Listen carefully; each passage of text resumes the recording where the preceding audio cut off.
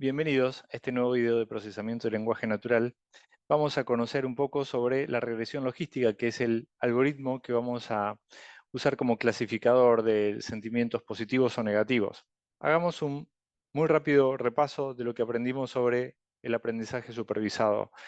Nosotros tenemos como datos de entradas, supongamos que tweets o comentarios. No podemos alimentar directamente al algoritmo con esta información, entonces a partir de estos textos tenemos que extraer features, características, que son los que vamos a ingresar. Entonces vamos a tener vectores de quizá 10.000 features que pueden representar palabras del vocabulario. Esto es lo que vamos a alimentar a la función de predicción para que aprenda la relación entre estos vectores de features y las etiquetas que quedan asociadas. El algoritmo va a aprender los parámetros que permiten clasificar de la mejor manera los sentimientos positivos o negativos, discriminar de la mejor manera las dos polaridades. Y luego, con los parámetros aprendidos, cuando reciba nuevos vectores de features, va a predecir una etiqueta. A partir de ahí vamos a evaluar la calidad de esa predicción comparándolo con la etiqueta verdadera usando la función de costo y luego se actualizan los parámetros y se repite el proceso hasta minimizar el costo. Para la regresión logística, la función de predicción que vamos a utilizar es el algoritmo de la función logística o función sigmoidea. Visualmente, la función sigmoidea tiene esta forma de S y se acerca a cero cuando el producto escalar del vector θ de parámetros transpuesto por el vector X de features se acerca a menos infinito y a 1 cuando se acerca a más infinito. Entonces el codominio de esta función logística es un rango continuo entre 0 y 1 y para realizar la clasificación necesitamos un umbral a partir del cual determinar si el resultado, la clase corresponde a 0 o corresponde a 1. Por lo general, ese umbral lo establecemos en 0,5 y ese es el valor que corresponde al producto escalar entre θ y x igual a 0. Así que veamos un ejemplo de aplicación de este tipo de clasificación al contexto de tweets y de análisis de sentimientos. Entonces supongamos que recibimos un tweet como el siguiente. Haciendo el preprocesamiento, nos quedamos con una lista de palabras o de tokens donde se han eliminado las etiquetas con arrobas, las mayúsculas se pasaron a minúsculas, se eliminaron las stop words, se hizo un stemming, por eso la palabra tuning quedó como tune, solo con la raíz y se eliminó el sufijo. Entonces podemos extraer features de esta lista de tokens y por simplicidad, en lugar de tener 10.000 features correspondientes a un diccionario, vamos a quedarnos solo con 3 features para este tweet. El primer feature será siempre un 1, que corresponde al término de bias o de sesgo de la función logística, y los otros dos, en este caso 3476 y 245, son valores asignados por cierto procesamiento que se hizo para llegar a tener estos dos features, que puede ser valores de frecuencia o algún otro cálculo. Por otro lado, tenemos un vector de parámetros óptimos. El primero corresponde al bias, al sesgo, y los otros dos corresponden a los coeficientes de la función logística. El hecho de que el primero sea positivo y el segundo negativo implica que el modelo encontró que el segundo feature era el más predictivo del sentimiento positivo y el tercero era más predictivo del sentimiento negativo que termina asociando con cero. De todas formas, cuando miramos la interpretabilidad de este modelo, tenemos que tener en cuenta que no es equivalente a cuando hacemos una regresión lineal. En otras palabras, que el segundo parámetro sea 0,0015 no significa que por cada unidad que cambia el segundo feature hay este cambio en la probabilidad de obtener un sentimiento positivo, porque el coeficiente de la función sigmoidea está asociado al logaritmo de la razón de probabilidades y no a la probabilidad misma. Ahora, para obtener el valor de la función sigmoidea con el vector de features y el vector de parámetros, lo que hacemos es el producto escalar entre ellos. El 1 por el 0,03 más el 3476 por el 0,015 y así. Y el resultado que obtenemos de esta multiplicación es 4,92. Que el producto escalar ya sea mayor que 0, es decir, 4,92 mayor que 0, ya vimos con el slide anterior que nos va a dar un sentimiento positivo. Si lo ponemos en este resultado en la función logística o hacemos una interpretación visual, vemos que está muy cercano a 1 y que efectivamente predecimos un sentimiento positivo para el tweet.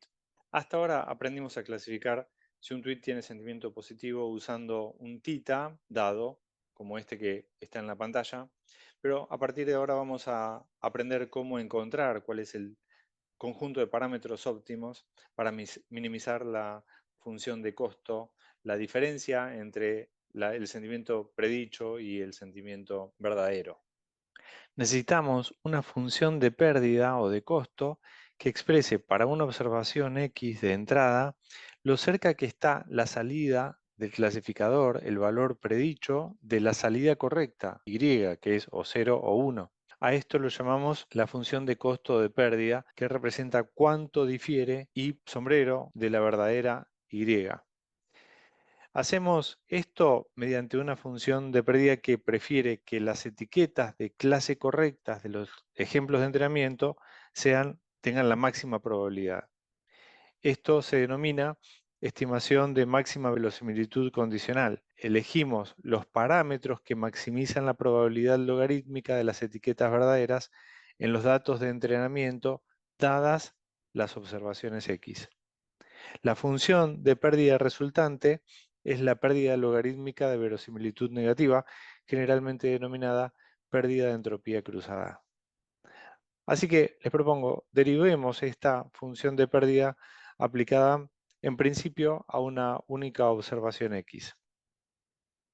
Nos gustaría aprender pesos que maximicen la probabilidad de la etiqueta correcta, es decir, P de Y dada X, puesto que como solo hay dos resultados discretos, que son o 1 o 0, se trata de una distribución Bernoulli, y podemos expresar la probabilidad PY dada X que nuestro clasificador produce para una observación de la siguiente manera. Teniendo en cuenta que si Y es igual a 1, estamos en la clase positiva, esta ecuación se simplifica a el primer factor, es decir, h de x tita, porque el exponente y es 1 y el segundo factor está elevado a la 1 menos y, que como y es 1, el exponente se convierte en 0 y ese factor queda en la unidad.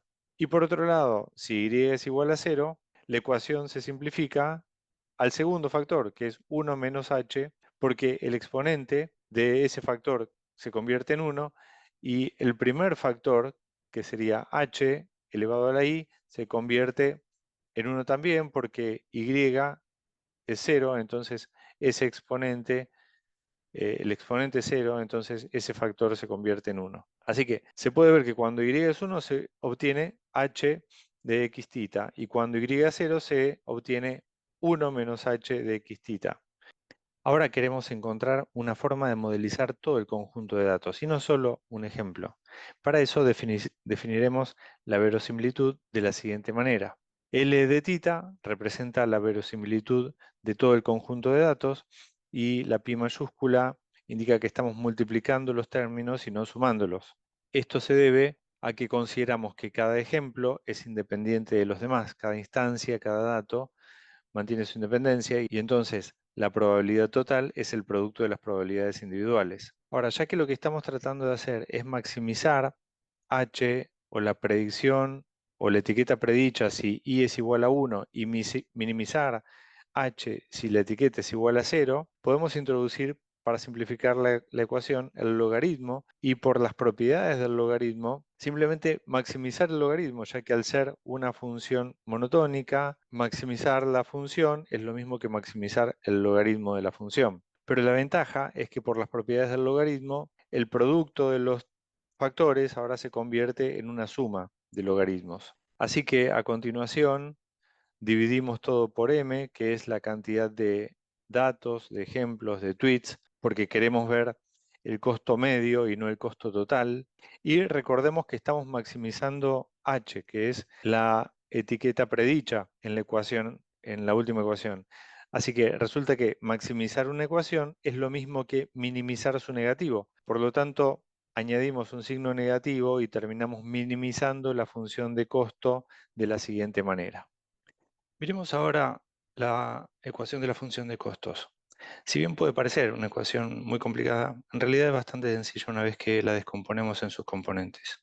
Primero, miremos al lado izquierdo de la ecuación, donde encontramos una suma sobre la variable m, que es la cantidad de ejemplos de entrenamiento en el conjunto de entrenamiento. Esto indica que vamos a sumar el costo de cada ejemplo de entrenamiento. Al inicio de la ecuación hay un -1 sobre m, que indica que lo que queremos obtener es un promedio del costo. El signo menos nos garantiza que los costos totales siempre serán un número positivo, y ya vamos a ver por qué más adelante en este video. Dentro de los corchetes, la ecuación tiene dos términos que se suman.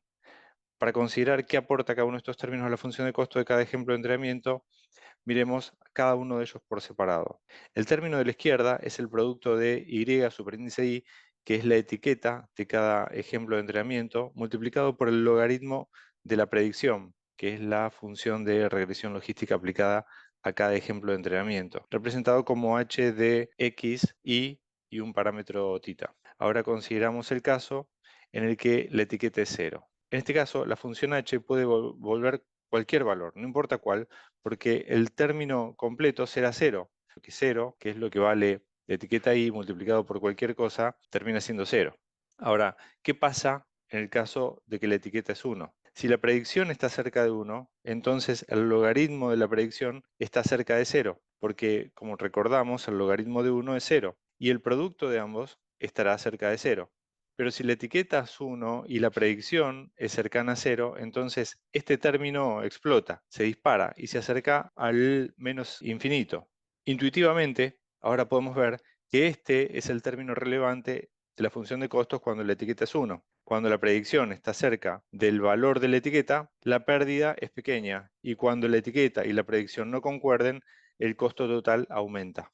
Ahora consideremos el término en el lado derecho de la ecuación de la función de costos. En este caso, si la etiqueta es 1, entonces el término 1 menos y va a ir a 0. Por lo tanto, cualquier valor devuelto por la función de regresión logística dará como resultado un 0 para todo el término, porque nuevamente 0 multiplicado por cualquier cosa es solo 0. Si la etiqueta es 0 y la función de regresión logística devuelve un valor cercano a 0, entonces los productos en este término nuevamente estarán cerca de 0. Si por otra parte la etiqueta es 0 y su predicción está cerca de 1, entonces el término logarítmico se disparará y el término general se acercará al menos infinito. En este ejercicio podemos ver ahora que hay un término en la función de costos que es relevante cuando tu etiqueta es 0 y otro que es relevante cuando la etiqueta es 1. En cada uno de estos términos estás tomando el logaritmo de un valor entre 0 y 1 que siempre devolverá un número negativo, por lo que el signo menos al inicio de la ecuación garantiza que el costo total siempre será un número positivo. Ahora miremos de cerca cómo se ve la función de costos para cada una de las etiquetas 0 y 1 para todos los valores de predicción posibles. Primero veremos la pérdida cuando la etiqueta es 1, que es el primer término, el de la izquierda. En este gráfico tenés un valor de predicción en el eje horizontal y el costo asociado con un único ejemplo de entrenamiento en el eje vertical. En este caso, j de θ se simplifica a menos logaritmo de h de x y θ.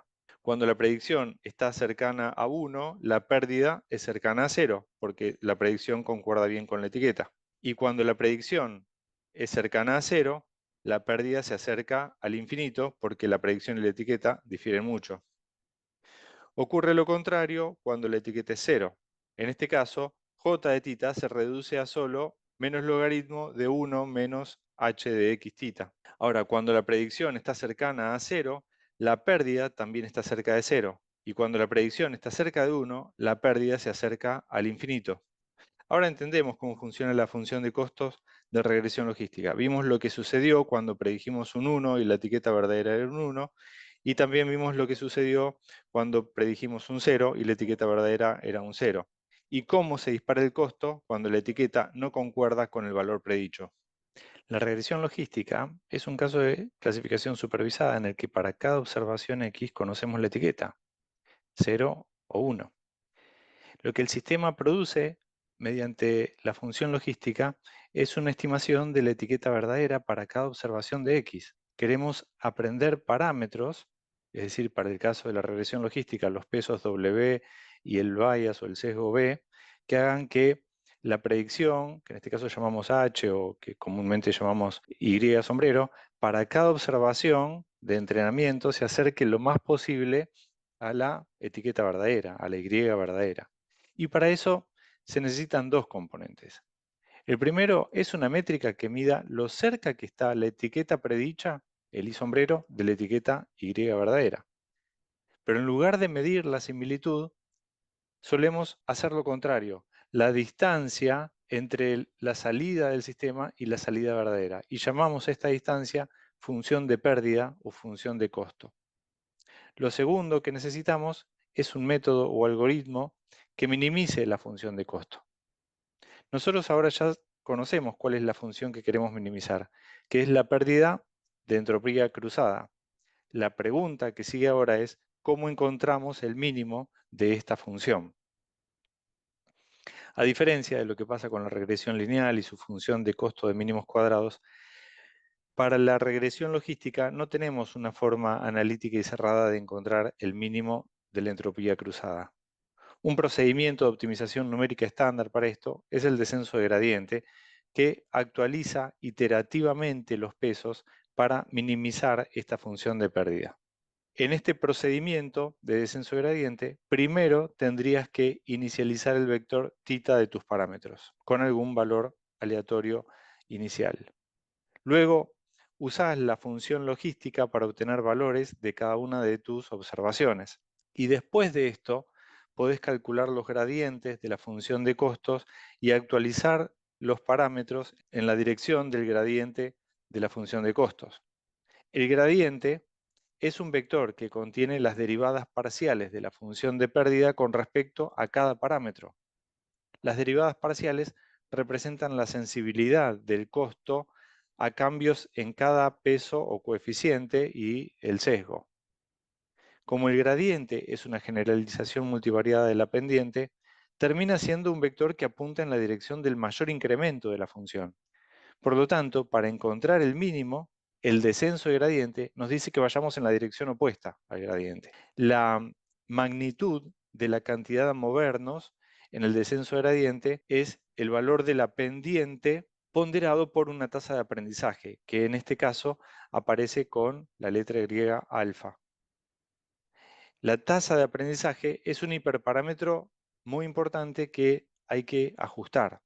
Si es demasiado alta, el algoritmo tomará pasos demasiado grandes, sobrepasando el mínimo de la función de pérdida. Pero si es demasiado baja la tasa de aprendizaje, los pasos serán demasiado pequeños y tomará demasiado tiempo llegar al mínimo. Así que es común comenzar con una tasa de aprendizaje más baja y disminuirla gradualmente a medida que avanza el entrenamiento. Finalmente, en el último paso se puede calcular el costo J y determinar si se necesitan más iteraciones de acuerdo con un criterio de parada o si se ha llegado al número máximo de iteraciones predeterminado. A la derecha podemos ver la evolución de la función de costos a medida que itera. En el momento inicial tenemos cierto valor, después de 100 iteraciones estarías en este punto, después de 200 iteraciones disminuimos el valor del costo siguiendo el opuesto al descenso de gradiente y estamos aquí, y así sucesivamente. Y después de muchas iteraciones llegaremos a un punto cercano a los costos óptimos y terminaremos el entrenamiento.